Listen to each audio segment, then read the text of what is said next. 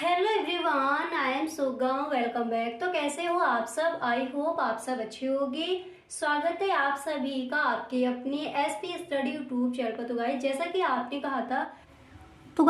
आपने कहा था कि आपको प्रथम कोट की जो अपक्रिया है उसके लिए बेग स्थिरांक का व्यंजक हम किस तरह से ज्ञात करेंगे, वो आपको वीडियो चाहिए। ठीक है, तो इस वीडियो में हम देखेंगे कि प्रथम कोट की अपक्रिया क्या है, इसकी एक व्यवस्थित डेफिनेशन क्या हो जाएगी, एंड प्रथम कोट की अपक्रिया के बेग स्थिरांक का जो व्यंजक है वो हम किस तरह से ज्ञात करेंगे। ठीक है, तो शून्य कोट की अपक्रिया क्या है, शून्य कोट की अपक्रिया का जो बेग स्थिरांक का जो व्यंजक है वो हम किस तरह से ज्ञात करते हैं, उस पर हम डिस्कस कर चुके हैं। ठीक है, अब यहाँ पर हम देखेंगे प्रथम कोट की अपक्रिया क्या है। इसी तरह से केमिस्ट्री के जितने भी आपके इम्पोर्टेंट टॉपिक्स हैं उन सब पर हम डिस्कस करेंगे। ठीक है, तो गाइस अगर आप इस चैनल पर पहली बार आए हो तो इस चैनल को सब्सक्राइब कर लेना ताकि कोई भी वीडियो आपसे छूटे ना और सारी वीडियोस आप देख लो। केमिस्ट्री के पेपर में आप पूरे के पूरे नंबर लेकर आओ इस बार के बोर्ड एग्जाम में। ठीक है, इस तरह से आपको अपनी तैयारी करनी है। तो जो भी आपके महत्वपूर्ण टॉपिक्स हैं उन सब पर हम डिस्कस करेंगे। ठीक है, तो आज हम यहाँ पर देखेंगे कि प्रथम कोट की अपक्रिया क्या है। ओके, तो पहले हम देखते हैं कि प्रथम कोट की अपक्रिया का जो डेफिनेशन होगा वो क्या हो जाएगा, कि प्रथम कोट की अपक्रिया हम किसे कहेंगे, पहले इसको समझते हैं। तो यहाँ पर देखिए प्रथम कोट की अपक्रिया के लिए जो आपकी डेफिनेशन होगी वो क्या हो जाएगी, उसको समझते हैं। ठीक है, तो देखिए वह अपक्रिया जिसमें अभिक्रिया की दर अभिकारक की सांद्रता के प्रथम घात के अनुक्रमानुपाती होती है, प्रथम कोट की अपक्रिया कहलाती है। अब ध्यान से समझिए, देखिए वह अपक्रिया जिसमें अभिक्रिया की दर अभिकारक की सांद्रता के प्रथम घात के अनुक्रमानुपाती होती है, प्रथम कोट की अपक्रिया कहलाती है। ठीक है, तो इसको हम इस तरह से लिखेंगे dx/dt अनुक्रमानुपाती a डैश a घात, इस तरह से बोल सकते हैं। तो आपको ये समझ आ गया कि जो प्रथम कोट की अभिक्रिया है इसकी जो परिभाषा होगी वो आप किस तरह से लिख कर आओगे।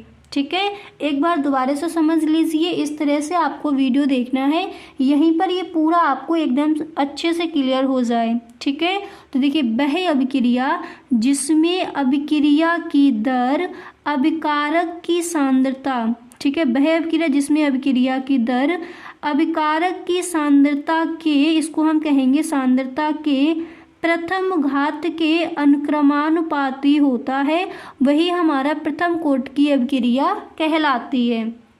ठीक है, इस तरह से। अब इसके बाद देखिए इसका जो व्यंजक होगा, बेग स्थिरांक का जो व्यंजक होगा उसको हम किस तरह से ज्ञात करेंगे उसको समझते हैं। ठीक है, अब देखिए यहाँ पर माना हमने कोई अभिक्रिया यहाँ पर ए और यहाँ पर ये उत्पाद बनाती है। ठीक है, तो प्रारंभिक सांद्रता में यहाँ पर क्या हो जाएगा ए, तो ये क्या हो जाएगा 0, और टी समय बाद अगर ये अपक्रिया देखें तो यहाँ पर कितना हो जाएगा a माइनस एक्स, तो उत्पाद क्या हो जाएगा x हो जाएगा। ठीक है, प्रारंभिक सांद्रता a तो उत्पाद क्या 0 है, और टी समय बाद a माइनस एक्स। ठीक है, तो यहाँ क्या हो जाएगा x हो जाएगा। अब यहाँ पर देख ले प्रथम कोट की जो अपक्रिया है उसका हम बेग स्थिरांक जो व्यंजक है वो किस तरह से ज्ञात करेंगे। ठीक है, जैसे ये क्वेश्चन आपका बोर्ड एग्जाम में पूछा जाता है तो सेम आपको इसी तरह से ये करके आना है। ओके, साथ ही साथ इसको आप लिखते भी चलिए। तो प्रथम कोट की अपक्रिया से देखिए हमें पता है कि प्रथम कोट की अपक्रिया क्या होती है, वह अपक्रिया जिसमें अभिक्रिया की दर अभिकारक की सांद्रता के प्रथम घात के अनुक्रमानुपाती होती है, वही प्रथम कोट की अपक्रिया कहलाती। हम डेफिनेशन देख चुके हैं, तो इसको हम इस तरह से लिखेंगे dx/dt अनुक्रमानुपाती a घात। ठीक है, इस तरह से। अब देखिए जब हमने इसको इस तरह से लिखा तो यहाँ पर जब हम ये अनुक्रमानुपाती ये हटाएंगे तो यहाँ पर एक नियतांक क्या आ जाएगा, k आ जाएगा। आई होप यहाँ तक आपको समझ आ गया होगा।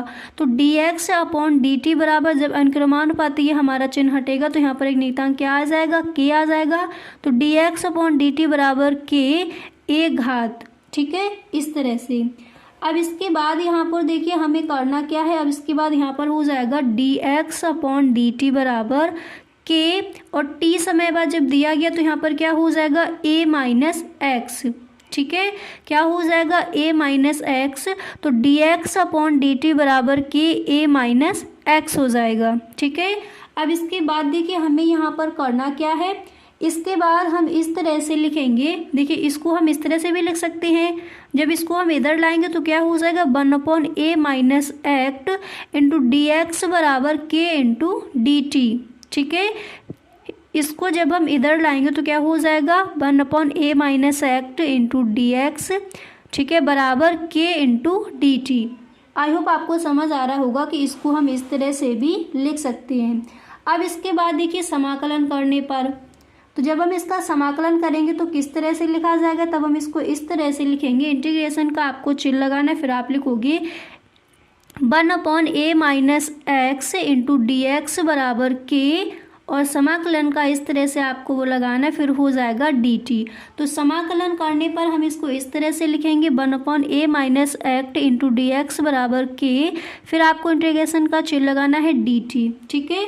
अब हमें पता है कि 1/a minus act into D x बराबर हमारा फॉर्मूला होता है minus log base e a minus x, ठीक है। तो उसको यहाँ पर हम रख देंगे 1/a minus act into D x बराबर हमारा फॉर्मूला होता है minus log base e a minus x, तो इसको हमने इसकी जगह रख दिया। इसके बाद जो यहाँ पर क्या था के इंटू, यहाँ पर जब ये आपका ये चिन्ह हटेगा, ठीक है, देखिए अगर आपका समाकलन इस तरह से, अगर आपका इस तरह से दिया हो dt, तो जब dt दिया है तो कितना रह जाता है, ये बराबर हो जाता है t।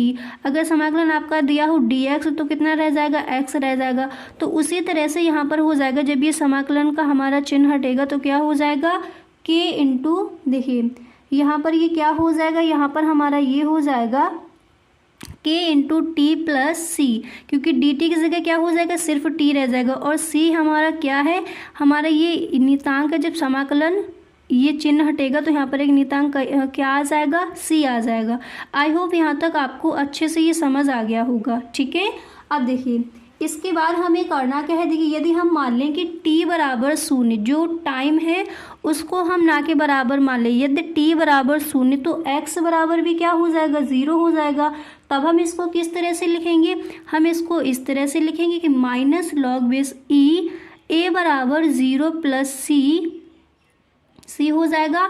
अब जब यहाँ पर हम c का मान निकालेंगे तो ये हो जाएगा c बराबर माइनस लॉग बेस ई ए, देखिए माइनस लॉग ई, यहाँ पर ये a हो गया बराबर, अब यहाँ पर ये a कैसे हो गया, यहाँ पर आपका x भी दिया गया था a माइनस एक्स, तो हमने यहाँ पर मान लिया कि x बराबर जब 0 है तो यहाँ पर तो हम x लिखेंगे नहीं, तो माइनस लॉग ई a हो गया बराबर, इसके बाद यहाँ पर हम क्या कर देंगे, 0 कर देंगे प्लस c, ठीक है। यहाँ तक आपको समझ आ गया। अब इसके बाद देखिए जब हम c का मान निकालेंगे तो कितना हो जाएगा, मतलब इतना है आपका, यहाँ पर ये 0, जब c का मान निकालेंगे तो यहाँ पर आप लिख सकते हो कि c बराबर minus log base e a, ठीक है। अब यहाँ पर देखिए c का मान समीकरण 1 में रखेंगे, तो समीकरण 1 क्या दिया गया पहले उसको देख लीजिए। तो जब c का मान समीकरण 1 में रखेंगे, पहले समीकरण 1 देख लीजिए, दिया गया है minus log base e a minus x बराबर के इंटू टी प्लस सी, ठीक है। अब c का मान कितना दिया गया था, माइनस लॉग ई एन, तो c का मान समीकरण 1 में रखने पर तो वैल्यू पुट कर दीजिए, ये हमारा हो जाएगा minus log base e a minus x बराबर के into t minus log E a, ठीक है। यहाँ पर जो c का मान है वो कितना दिया गया है, हमें ये दिया गया है, तो इस c की जगह हम क्या रख देंगे, लॉग बेस ई ए, ठीक है, क्योंकि दिया गया था c का मान हमें समीकरण 1 में रखना है। समीकरण 1 ये था, देखिए इस तरह से हमने पूरा लिख दिया, प्लस इंटू टी प्लस सी दिया गया, तो c का मान हमें इसकी जगह ये हमें मान रख देना है, तो लॉग बेस ई ए हमने रख दिया। अब यहाँ पर देखिए इसमें करना क्या, अब ये हम इस तरह से भी इसको लिख सकते हैं कि k इंटू टी बराबर log base e a minus log A minus x, इस तरह से इसको हम लिख सकते हैं। अब यहाँ पर देखिए नीचे हमें करना क्या, ये हमारा हो जाएगा k इंटू टी बराबर लॉग ई ए अपॉन ए माइनस एक्स, ठीक है, इतना हो जाएगा। और हमें पता है कि log e का जो हमारा मान है, log बेस e का जो मान है वो कितना होता है 2.303 log 10, ठीक है, ये होता है मान। ये आपका जो फॉर्मूला है उस हिसाब से ये आपका रख दिया गया k इंटू टी बराबर log e a/a-x, ठीक है, जो आपका फॉर्मूला उस हिसाब से ये रख दिया गया। तो log e बराबर जो हमारा मान होता है वो इतना होता है। तो फिर k बराबर जब यहाँ पर हम निकालेंगे तो कितना हो जाएगा, यानी log बेस e की जगह हमें ये रख देना है, जो मान दिया गया इसको रखेंगे इसकी जगह, ठीक है। तो जब हम यहाँ पर k बराबर निकालेंगे तो ये निकल के क्या आ जाएगा, यहाँ पर देखिए। तो जब हम इसको k बराबर निकालेंगे तो log बेस e की जगह हमें ये मान रख देना है 2.303 अपॉन यहाँ क्या हो जाएगा, यहाँ पर जो आपका k इंटू टी था तो t आपका नीचे आ जाएगा और क्या बचा था log 10a। अब यहाँ पर आपका क्या रह गया था, ये आपका हो जाएगा log 10a अपॉन a-x, क्योंकि हमें log बेस e की जगह ये मान रख देना है 2.303 log 10, वो हमने रख दिया। नीचे आपका t आ जाएगा, इसके बाद a अपॉन a-x, यही आपका निकल के आ जाएगा प्रथम कोटि की अपक्रिया के वेग स्थिरांक का जो व्यंजक है वो आप इस तरह से ज्ञात कर सकते हो। तो आई होप अच्छे से आपको समझ आ गया होगा। एक बार दोबारा से देख लीजिए ताकि कहीं पर भी आपको कोई डाउट ना रहे। और ये जो आपका प्रश्न है इम्पोर्टेंट है, तो अच्छे से इसको एक बार दोबारा से समझ लीजिए, ठीक है। तो प्रथम कोटि की जो अभिक्रिया है उसकी जो परिभाषा है वो क्या हो जाएगी, देखिए, वह अभिक्रिया जिसमें अभिक्रिया की दर अभिकारक की सांद्रता के प्रथम घात के अनुक्रमानुपाती होता है, उसे ही हम कहते हैं प्रथम कोटि की अभिक्रिया। यानी इसको हम इस तरह से लिख सकते हैं dx अपॉन dt अनुक्रमानुपाती a, ठीक है, a पे घात 1 हो जाएगा। इसके बाद देखिए यहाँ पर देखिए, माना आपकी कोई अभिक्रिया a है जो उत्पाद बनाती है, ठीक है।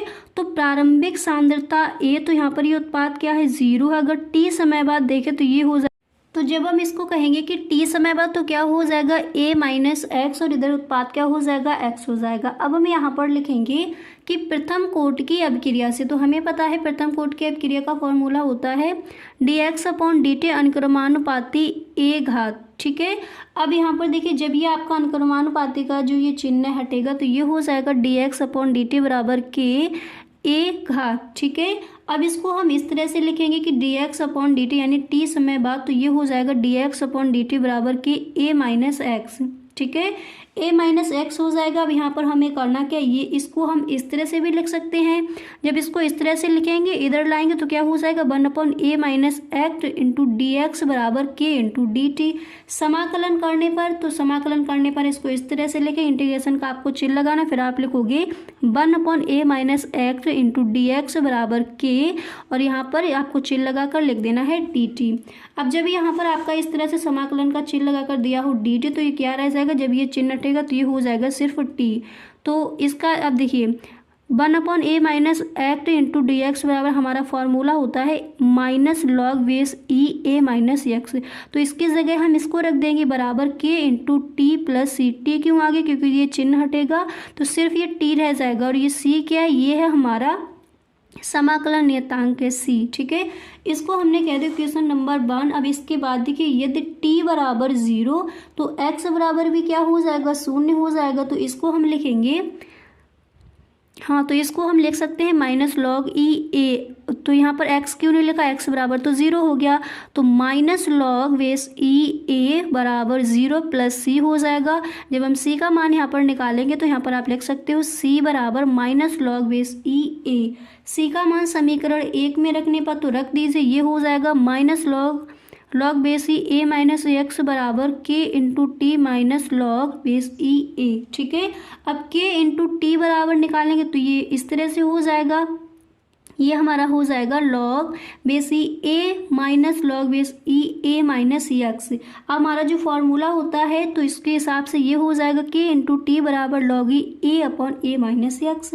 अब इसका जो मान है लॉग बेस ई का मान इतना होता है, तो जब इसका मान इतना होता है तो जब हम यहाँ पर k बराबर निकालेंगे तो ये क्या निकल के आ जाएगा, तो जब k बराबर निकाला जाएगा ये हो जाएगा 2.303 upon T log 10 a upon A minus x. I hope अच्छे से आपको क्लियर हो गया होगा कि प्रथम कोटि की अपक्रिया का बेग स्थिरांक का जो व्यंजक है वो आप किस तरह से ज्ञात करोगे। ठीक है, अब यहाँ पर देखिए आपको अगर स्क्रीनशॉट लेना है तो आप स्क्रीनशॉट भी इस तरह से ले सकती हो। ठीक है, अगर आपको स्क्रीनशॉट लेना है तो यहाँ पर आप स्क्रीनशॉट भी इसका ले सकते हो। इस तरह से आपको ये निकालना है।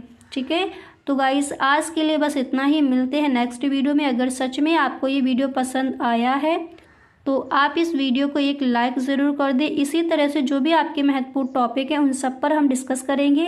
ओके, तो आज के लिए बस इतना ही, मिलते हैं नेक्स्ट वीडियो में। ठीक है, थैंक यू सो मच।